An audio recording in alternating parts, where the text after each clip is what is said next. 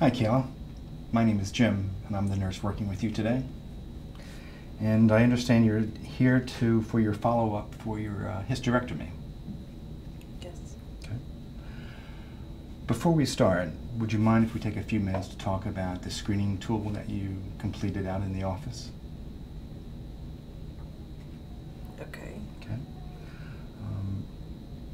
I want to be sure that you know that this is a standard procedure, giving people screening tools. But I also want to emphasize that what we talk about today is confidential. And the only thing I'd really be concerned about would be that if you pose a danger to yourself or to others. Is that okay? Yeah. Okay, so let's review your results. The results from the screening tool showed some use of prescription drugs for non-medical reasons. So would you like to tell me a little bit about that? Well, I was given pain medication by prescription after I had my hysterectomy 2 months ago. I've been on that same medication since I was 24 for my endometriosis. Okay. So I always have some at my house just in case. And even though I was supposed to get weaned off the medication after the surgery, I didn't really need a prescription. I still had some at my house, so I stayed on the 3 to 4 pills a day. And so that's still what I do now. Okay, well, thank you for that information. Is it okay with you if I share some information related to the national risk guidelines related to your results? Yeah. Okay. I also want to let you know that substance use is considered a health issue, much like diabetes or hypertension. And though we do screenings for things like sugar intake or salt intake, we also look for patterns of substance use as well. And that way we can monitor the level of risk. So it seems that here from the card, I want to show you that the level of risks are either very low or moderate or high risk. And you actually scored in the high risk area. So what the concern is that there's risk for your overall health and well-being with the use of the painkillers. Okay. What are your thoughts about this? Well, I didn't know that. I don't want to be at any more risk. I've been through enough.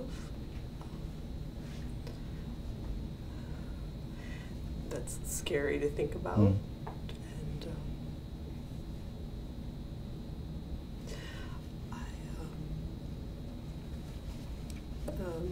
I still think that I need to be on them to deal with all this stuff.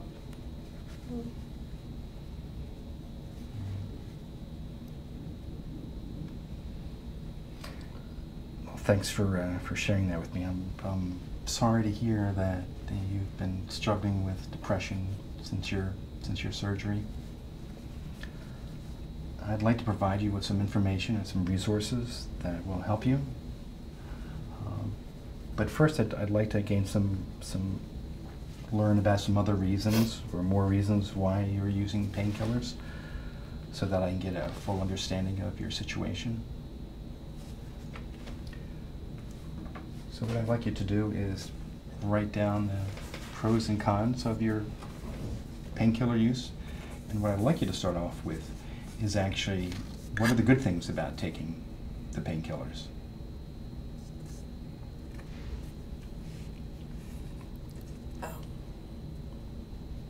Well, it helps me cope with the sadness. Okay. I mean, I never thought that I wouldn't be a mother. So I'm obviously very sad. Maybe angry at God doing that. You know, making me this way. I tried to stop a couple of weeks ago when I was first supposed to get off the medication.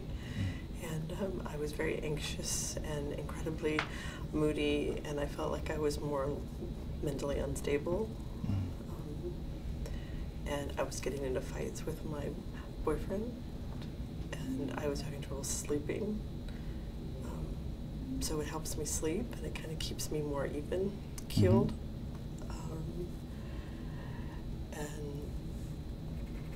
But my parents are very disappointed that this is happening to me. I'm their only daughter, only child, and they're not going to have grandchildren now. So it helps me kind of deal with that pressure. It sounds like it's been really difficult. What are some not so good things about your use of painkillers?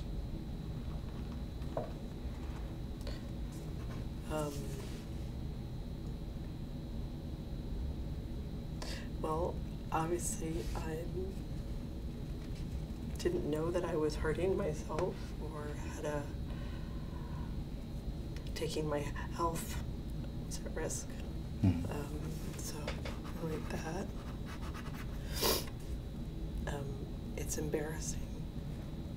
I thought that I was a stronger person. I definitely feel ashamed, and I don't want anybody to know. I don't want my friends to know. I don't want to say they're judgmental, but I mean, they're sort of judgmental about stuff like this. And I honestly don't know.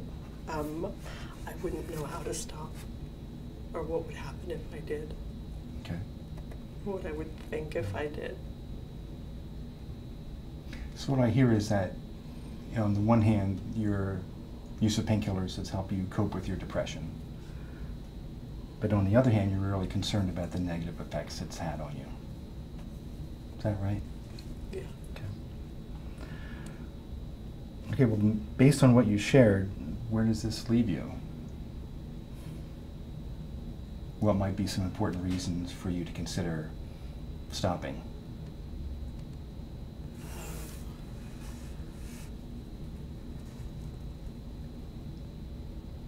Well, I know I'm addicted to them. I'm smart enough to know that. And I don't want to be someone who's addicted to anything.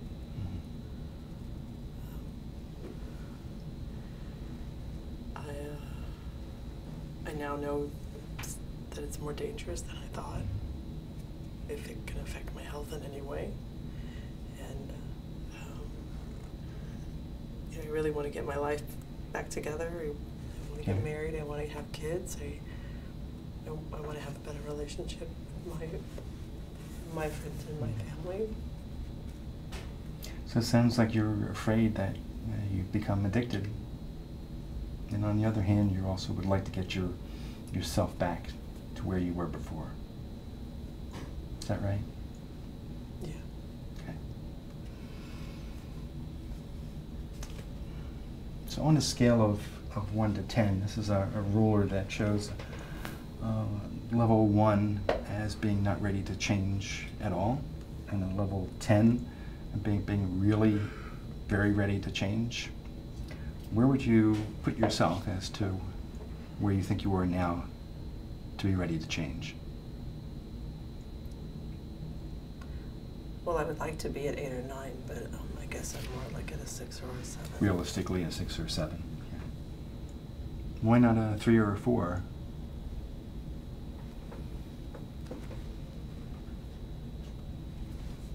Because I know I have a problem. I'm smart enough to know I have it and that I'm doing it.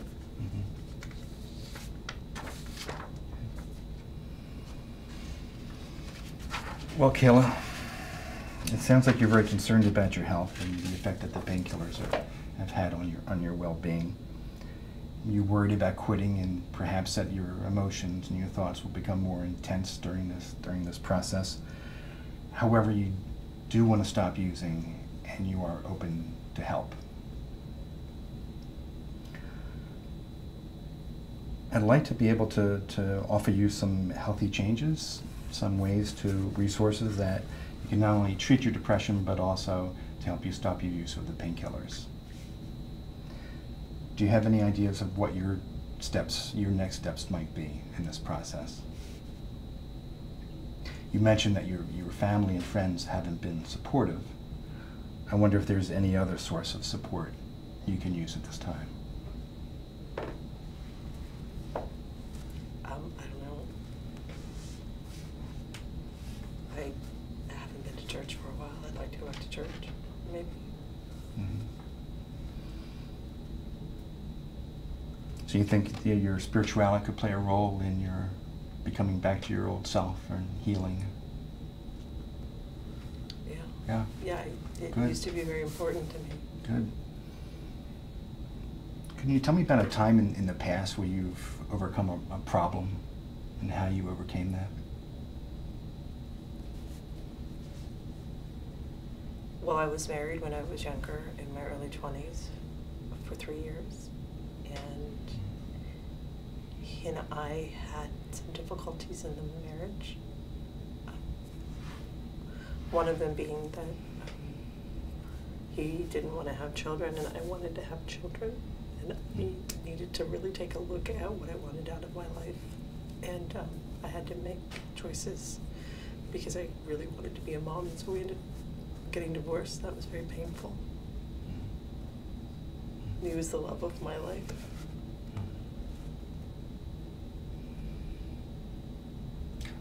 How did you get over that? How did you overcome that?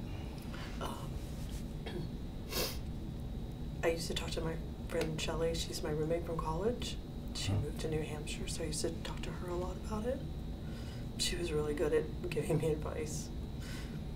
And I used to be really involved at the church and Bible study and volunteering and things like that. How do you think those resources and supports can help you now? Well, I don't really have a church that I go to anymore on a regular basis, so I could find a church. I was raised Catholic. I don't necessarily believe in that religion anymore. I'm more spiritual, and maybe I could find something that's more along the lines of what I believe now, that have people that are like-minded. And I could call Shelley. I lost touch with her last year. Would it be all right if I wrote these things down as a reminder for you? Yeah. Okay. Good.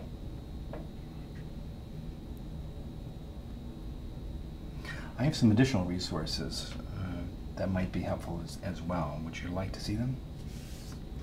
Okay. It contains information about reducing prescription drug use, as well as information about how to improve your well-being.